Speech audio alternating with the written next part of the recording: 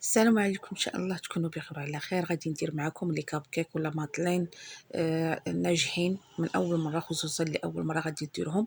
غادي تنجح معاها هاد المقادير هادو. بسم الله، جوج ديال البيضات، قبيصه ديال الملح، مع كاس معمر ديال السنيده. غادي نضرب هكذا غير بالضراب اليدوي. غادي نضيف واحد الساشي ديال الفاني وانا كنضرب. ان شاء الله هاد المقادير غادي ديروهم وغادي ينجحوا معكم. غادي نضيفو كاس معامر ديال الزيت، هكذا نضيفوه غير بشويه بشويه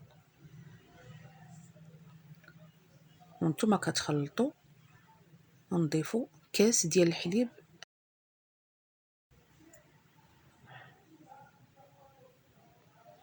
من ناحيه الدقيق البنات، غادي نضيفوا واحد القشور ديال الليمون ولا قشور ديال الحامض، كيعطيونا واحد المذاق زوين لي كاب كيك ديالنا.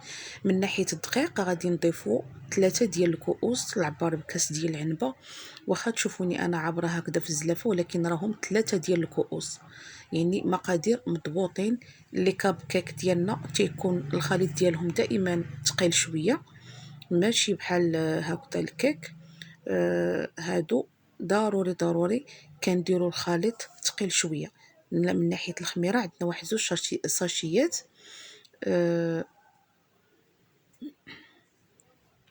صافي وكنخلط. من ناحيه الطهي ديالهم البنات، دائما انا كنبغي نقول لكم كاع لي ديتاي باش المبتدئات بعدا ما يحتاجوش انهم يتلفوا على هاد الطريقه هذه، ولا ضروري كنبغي نشرح لهم. الفران الا كان ديال الضوء غادي نديرو 180 درجه ونشعلو الفوق والتحت. ضروري ضروري الفوق والتحت باش كينجحوا معكم هاد لي كاب كيك. انا خديت هاد المقادير هادو، كناخذ ندير واحد الكميه وكندير الكونفيتور في الوسط. الكونفيتور ضروري يكون ثقيل، ما ديروش داك اللي جاري كينزل لينا لتحت. اما هذا اللي تيكون هكذا ثقيل ما كينزلش، كيبقى لنا في الوسط. صافي وكنزيدو نضيفو مازال شويه ديال المقادير ديال هاد المقادير ديالنا. ما نعمروش الكويغطات بزاف، هاد القياس اللي كتشوفوه هكذا في الفيديو، وندخلوهم يطيبوا. انا شاط لي واحد شويه ديال الخليط، درت فيه شوكولا فيرميسيل، حتى هي كتعطينا واحد المنظر زوين وتيبغيوها وليداتنا.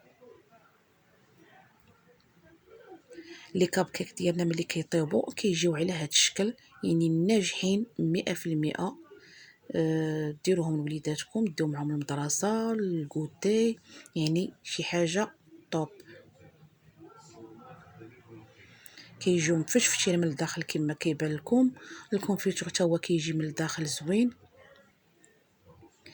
بالنسبه لهادو هما اللي فيهم شوكولا فيرميسيل، حتى هما كيعطيونا منظر زوين.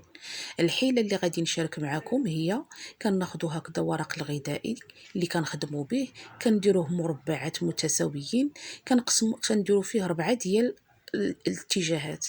كناخذوا كاس ونديروا الورق ديالنا ونبركوا على الكاس باش يعطينا داك الشكل بحال هكذا. كنعمروا فيه الخليط ديالنا. صراحه حيله زوينه. الا ما متواجدينش عندنا الكويغطات كنلقاو هادو. انا جاتني هاد الحيله زوينه وجربتها باش نوريها لكم. في حالة ما لقيتوش الكويغطات متواجدين عندكم، ديروا هادو في بديل الكويغطات، حتى هما عمليين، يعني جاوني زعما طوب. الى عجبكم الفيديو ما تنسونيش من لي جيم ديالكم والتعاليق، ونخليكم على خير.